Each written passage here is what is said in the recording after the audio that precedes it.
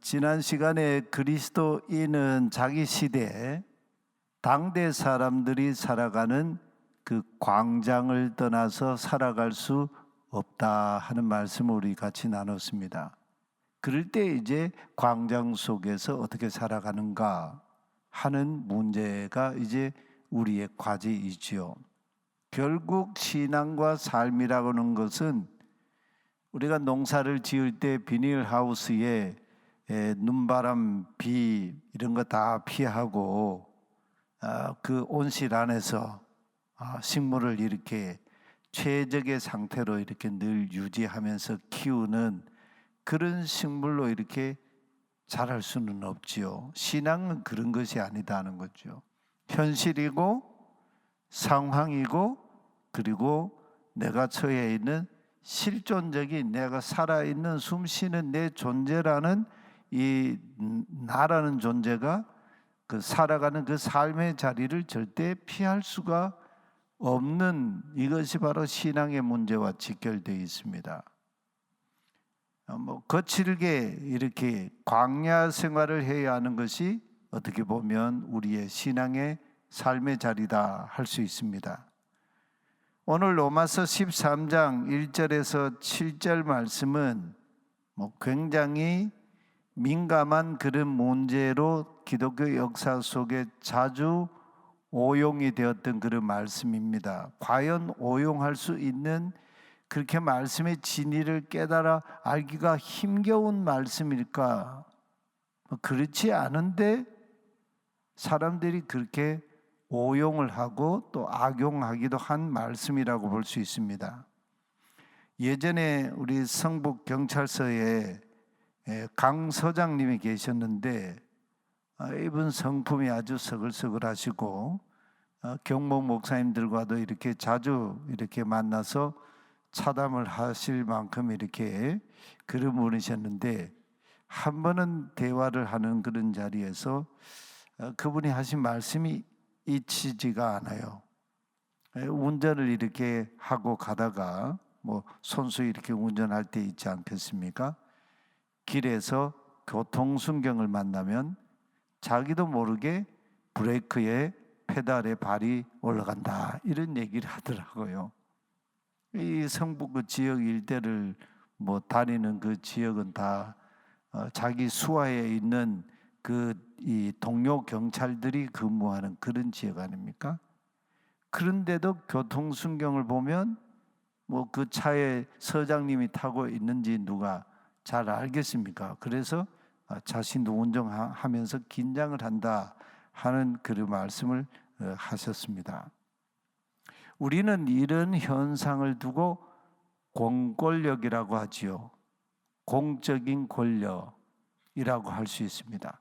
공공성을 위해서 공익을 위해서 국민이 국가기관에 부여한 공적인 권리, 권한이라고 할 수 있습니다. 이것이 없이는 인간 사람 공동체가 살아갈 수가 없지요.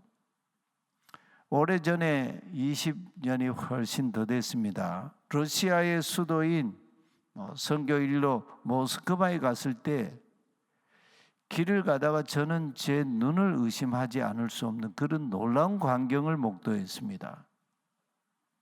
길거리 차도에서 제복을 입은 경찰관이 교통경찰관이라고 할 수 있겠죠. 우리로 말하면요. 어떤 이 지나가는 주행하는 차가 교통 위반을 했는지 그 승용차 한 대를 이렇게 세우더라고요. 그 운전자가 차를 세우더니 길 가장자리를 주차를 하고 운전석 문을 열고 나오는 겁니다. 차 밖으로.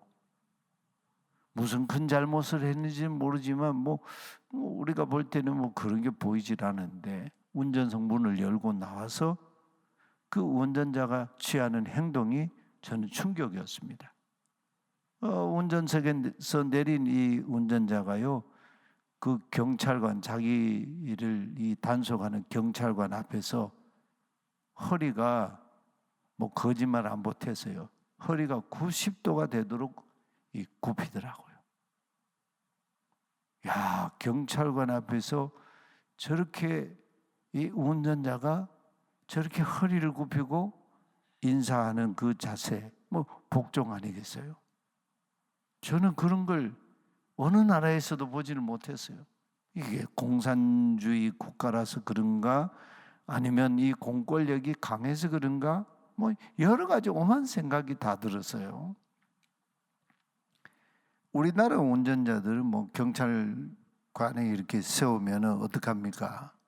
차를 세우고 창문을 내리고는 이렇게 보면서 왜 그러시냐고 그러죠. 예. 저는 이런 광경을 평생에 처음 봤습니다.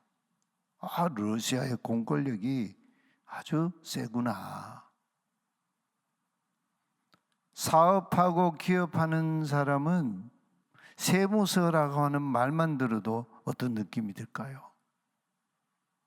예수님 시대 로마 제국 하에서 이스라엘 국민은 세금을 로마 제국에 바쳤습니다. 그런데 그 세금을 징수하는 사람들은 유대인들이죠. 여리고의 세리장 같은 사람요. 예수님이 제자 중에도 세리, 레위, 마태가 있었지 않습니까? 이 여리고의 세리장 삭개오. 근데 이 사람은 그 시대의 부자였다고 합니다. 근데 부자인데 키가 작았습니다. 굉장히 뭔가 좀 언밸런스 아닙니까? 부자인데 키가 작았어요. 그런데 세리장이었습니다. 그 분위기를 충분하게 우리에게 뭐 말해줄 수 있는 그런 대목이죠. 여러분, 정부나 의회, 뭐 국회 같은 말을 들으면 어떻습니까? 요즘도 뭐 국회는 굉장한 입법 권한과 이 굉장한 권력을 가지고 있죠. 국회의원들이요. 근데 우리 사회에서는 정치인들이 신뢰도가 굉장히 낮습니다. 정치인들, 뭐 국회의원들 이 신뢰도가 굉장히 낮아요. 근데 권력은 굉장히 강합니다. 사도 바울은 어떤 의미에서 다스리는 권세를 말하는 것일까요? 13장 1절이 워낙 유명한 말씀이기 때문에 우리 한번 같이 봉독해 볼까요? 제가 하고 써놓은 대로 같이 읽어보겠습니다. 각 사람, 모든 생명 있는 각 사람은 위에 있는 권세들에게 복종하라. 권세는 하나님으로부터 나지 않음이 없나니 모든 권세는 하나님에 의해서 나지 않음이 없나니 모든 권세는 다 하나님께서 정하신, 배치하신, 임명하신 바라. 로마서 13장 이 1절에 이 말씀, 그리고 뭐 오늘 7절까지 이 내용의 의미가 쭉 연결이 되는데요. 여기서 권세라는 말이 등장하지요. 권세라고 번역된 말, 이 말은 원어는 엑수시아입니다. 에크우시아. 에크라고 하는 말은 어떤 것이 있을 때 그 한복판 중심에서 밖으로 나온다, 그런 전치사예요. 무엇이요? 우시아. 본질에서 밖으로 나오는 것이 권이다, 그런 얘기죠. 산상수훈에 예수님이 무리들에게 가르치셨습니다. 토라의 말씀을 당시에 랍비들이나 서기관들이 가르치던 그 율법학자들의 가르침의 방식과 그 가르침이 아니라 예수님의 가르침은 서기관들의 가르침과 같지 아니하였다. 그래서 무리들이 그 가르치심을 듣고 놀랐다. 엑세플레손도 막 지속적으로 이 놀람이 그냥 그들 존재를 그냥 다 흔들었어요. 근데 그 놀란 이유가 두 가지인데, 그 중에 하나가 자기들의 랍비들인 스승인 서기관들, 율법학자, 토라학자들의 가르침과 예수님의 가르침이 같은 계명을 두고 차원이 전혀 다른 가르침을 하시거든. 그래서 놀랐고, 또 하나는 예수님의 가르침 그 자체가 권위가 있었다. 권세가 있었다. 엑수시아. 이것도 본질에서부터 밖으로 나오는 것이었다. 본질에서부터 나오는 게 권위라는 거죠. 예수님의 가르침 자체는 말씀 그 자체 아닙니까? 그래서 요한복음의 증언을 보면 태초에 말씀이 계시니라. 그 말씀은 하나님과 함께 계셨고 그 말씀은 육신이 되어서 우리 가운데 임했다.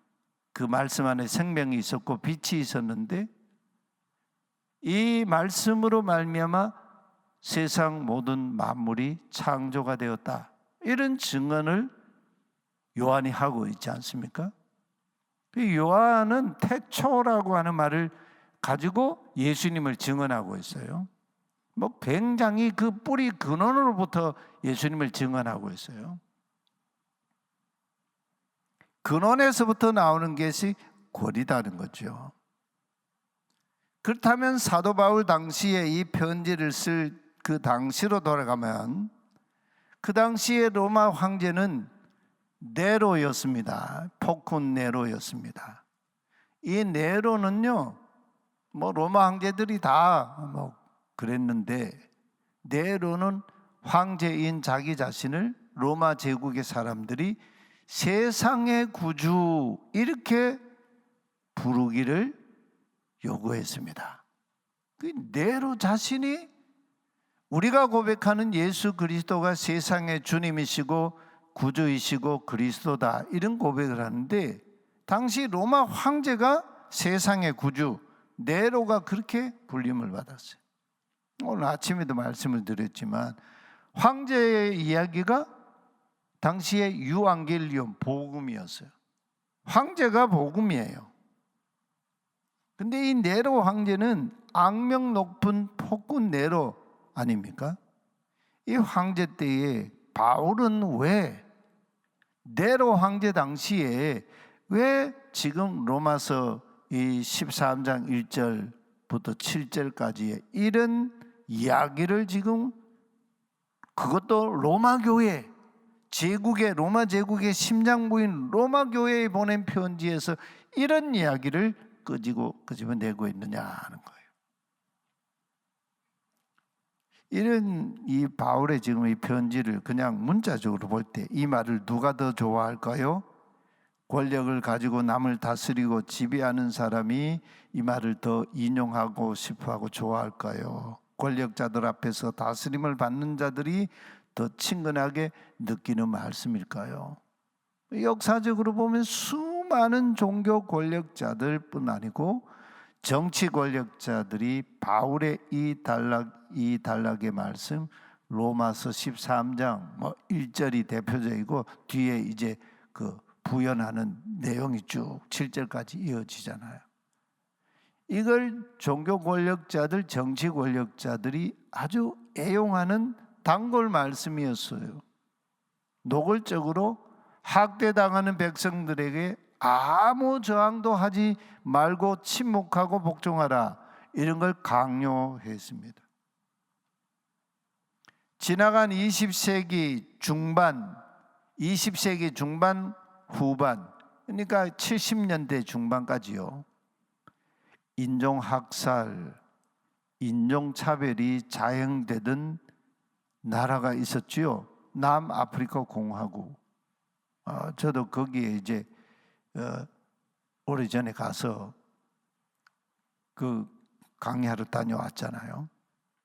이 남아프리카 공화국의 끔찍한 인종학살, 인종차별 정책이 버젓이 20세기 중후반까지 이게 시행이 되고 있었어요. 그 인종차별 그 아파타이드 이 뮤지엄 그 학살 그 이 박물관에 가보니까 참 기가 차요. 그때의 이 남아공은요 95%의 남아프리카 공화국 원주민들이 5%의 유럽에서 건너온 배를 타고 건너온 백인들, 그 백인들 이 사람들은 기독교인들이었어요. 기독교를 가지고 신앙을 가지고 그 땅에 온 이주자들인데 그 사람들이 그 나라를 그냥 권력을 잡은 거지요. 그래서 5%의 사람들이 그 나라 땅의 95%를 거머쥐고 있어요. 경제, 부, 모든 정치 권력, 모든 걸 다 가지고 있어요. 그 백인 기독교인들이 남아공 원주민들 위에 군림하면서 총칼로요, 권력으로 짓밟고 학살하기도 하고 학대하기도 하고 차별 정책을 폈습니다. 그래서 이 남아공 원주민들이 백인들이 믿는 하나님, 그들이 전해준 하나님 신앙, 예수 신앙은 좋은데 그것은 우리가 부인하지 못하겠는데, 그러나 백인들이 세워서 백인들이 주류가 된 그 교회에서 우리들이 같이 예배할 수 없다, 이렇게 하면서 뛰쳐나간 교회가 남아프리카 독립교회, 인디펜던트 처치예요. 독립교회들이에요. 이 원주민 교회들 가보니까요, 거기에 이제 목회자들 이제 같이 이렇게 지내면서 강의도 하고 이렇게 지냈는데, 이분들이 그렇게 뛰쳐나가다 보니까 벌써 독립교회를 이렇게 나와가지고 수십 년 동안 지내다 보니까 신학적인 훈련이 너무너무 안 돼 있어요.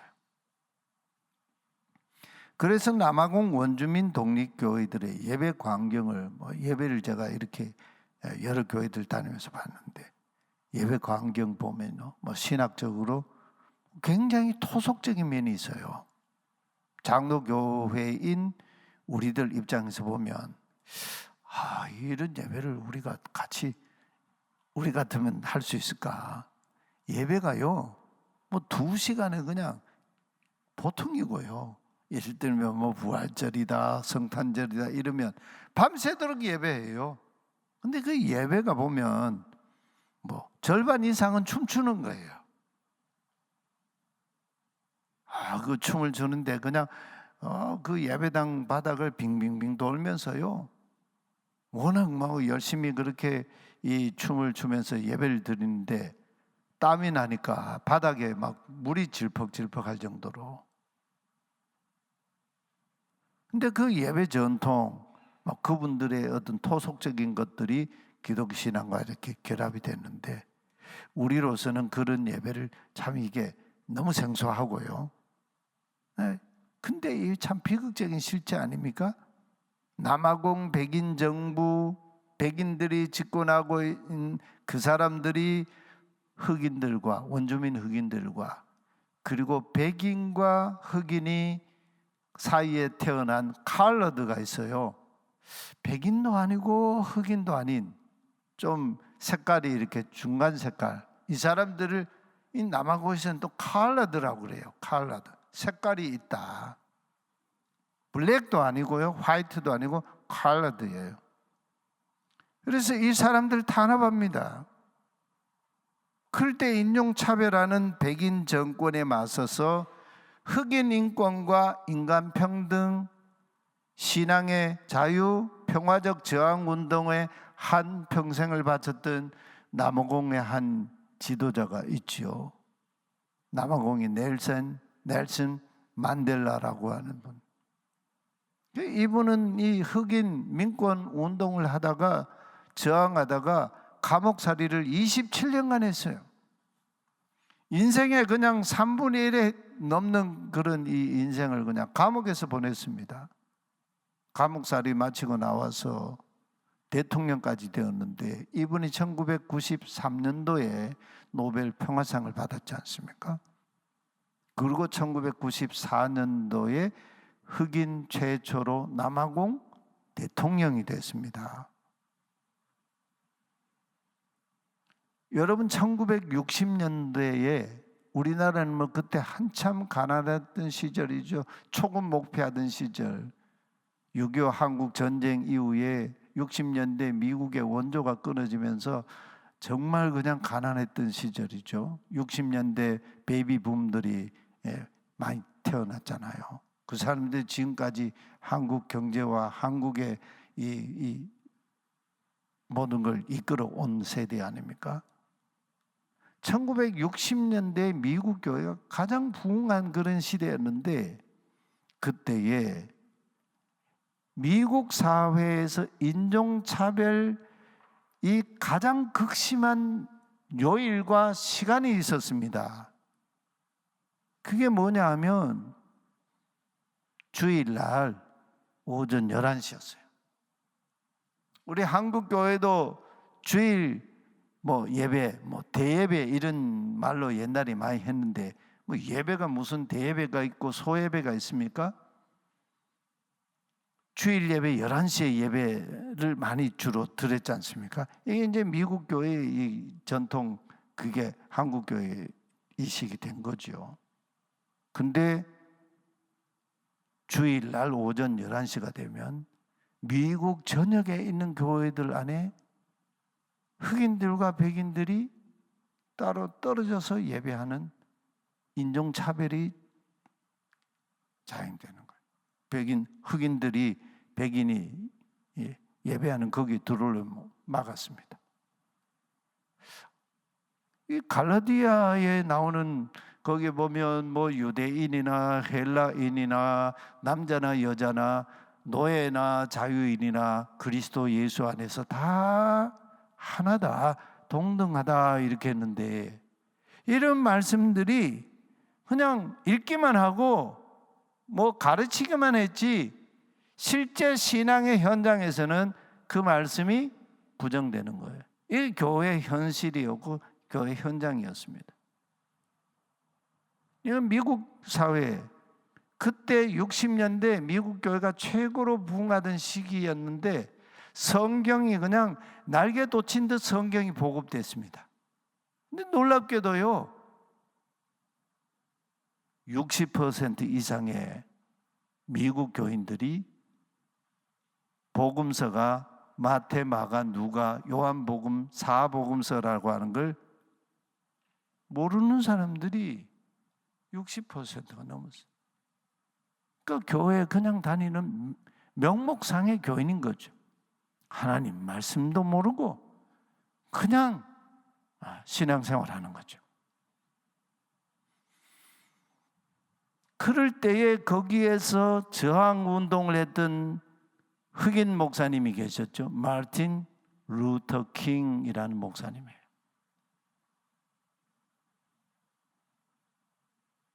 이분이 워싱턴 DC에서 연설한 유명한 연설이 있죠. 나에게는 한 가지 꿈이 있습니다. I have a dream. 그래서 그 꿈이 뭐냐?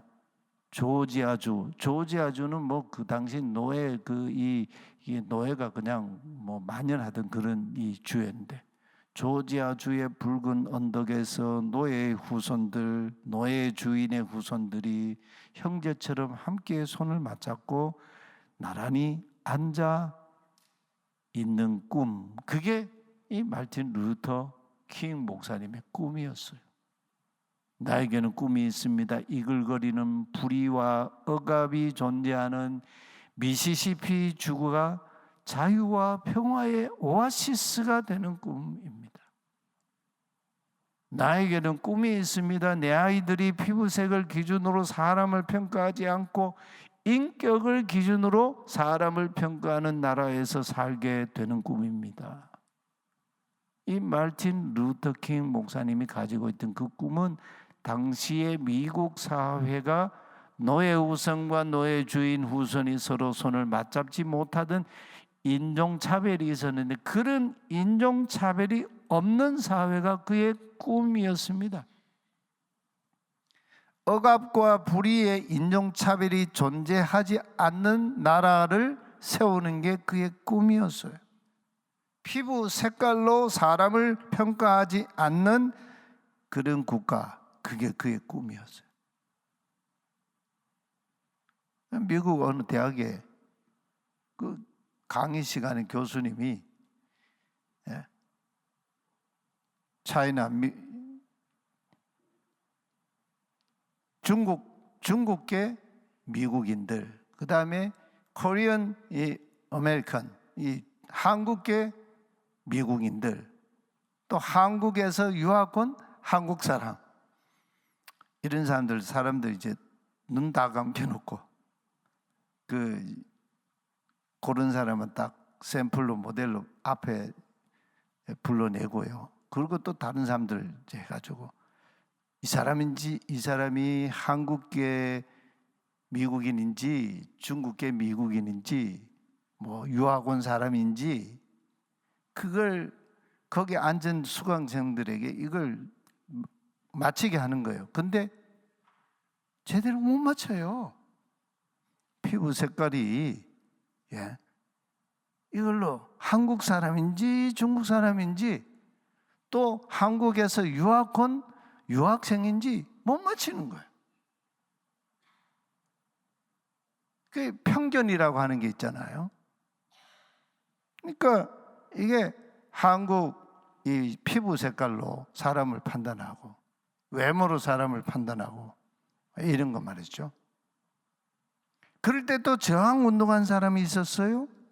흑인 민권운동, 자유운동하고 비폭력, 평화운동, 저항운동을 펼쳤죠. 이 최근의 역사 속에도 뭐 이런 일들이 역사 안에, 국가 안에, 이 지구촌 사회 안에 이런 다양한 일들이 일어났어요. 뭐 우리나라도 마찬가지죠. 뭐 군사 독재 시절, 민주화 시대, 뭐 경제 개발 시대, 뭐 오늘 또 이제 이 사회 변동이 얼마나 급격하게 지금 돌아갑니까? 그럴 때 이 로마서 13장 1절에서 7절 이것을 우리는 문자적으로 읽을 게 아니고 한 문맥으로 읽으면서 이해해야 됩니다. 바로 앞에 로마서 12장 14절 이하에서 바울이 아까 앞서 말씀을 드렸지만 그리스도인의 광장 생활, 즉 우리가 살아가는 삶의 자리에 대한 바울의 권면이 있었죠. 아무에게도 악을 악으로 갚지 말고 모든 사람 앞에서 선한 일을 도모하라. 누가요?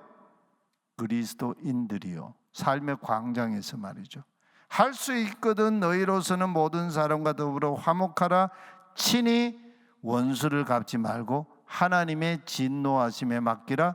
원수 갚는 것은 하나님께 있다 말씀하셨다. 이렇게 바울이 12장에서 이야기하고 있어요. 이 그리스도인의 광장 생활의 이야기이죠. 자, 무슨 얘기입니까? 사적인 감정이나 안갚음을 자기가 하지 말라는 절대 금지 명령이에요. 그러면 이 이야기는 그렇다고 하나님께서 악을 무시한다는 말씀일까요? 그런 말씀이 아니지 않습니까? 세상의 불의와 나쁜 권력자들이 활개치는 혼돈한 사회, 국가에 빠지기를 하나님이 원하신다는 말씀입니까? 그 말이 아니지 않습니까? 어떤 상황의 국가이든 사회이든 그 사회 국가의 수준에서 볼 때 공공선이라고 하는 게 있어요. 공동선이라고 하는 영역이 있어요. 북한 사회도 뭐 1900년대 말에 제가 중국 가 보니까 뭐 이 동북 삼성 쪽에 있는 뭐 그런 이 지역들은요 신호등도 없고 뭐 그냥 중앙선을요 뭐 그냥 내길처럼 막 넘어서 다니고요. 한동안 그냥 여기서 달려오는데 이쪽으로 막 중앙선으로 정면으로 막 서로 달리더라고. 그래서 부딪히지 않는데 쑥 들어가요. 이야, 참 기가 차요. 뭐 그냥 완전히 그냥 무질서 그냥 그 자체예요. 사회가 유지가 되려면 사회의 가장 기초적인 공공선이 있습니다. 공동선이 있습니다. 너도 좋고 나도 좋고 공동체가 아주 기본적으로 생존하고 살아가는데 필요한 그 선이 있습니다. 여기서 바울이 말하고자 하는 것은 모든 권력자들의 권위에 무조건 복종하라는 말일까요? 자, 오늘 그 질문을 던지고 다음번 시간에 이 본문을 다시 한번 이제 본문을 더 깊이 다루려고 합니다. 당대의 사회 구성원으로서 사회적인 공동선을 그리스도인들이 절대로 무시하면서 살아가서는 안 된다, 그런 말씀이죠. 그래서 빌레몬서 같은 데 보면 바울 시대에는 노예 제도가 그냥 사회 제도로 있었지 않습니까? 그러다 보니까 그걸 노예 제도 자체를 막 당시에는 없애기가 어려운 그런 시기였죠. 그러니까 바울이 그때는 뭐라고 그럽니까? 노예된 자들은 주인에게 죽게 하듯 주인을 잘 섬겨라. 눈가림만 하지 말라. 상전들은 노예라고 해서 막 인권을 짓밟고 그렇게 가혹하게 하면 안 된다는 거죠.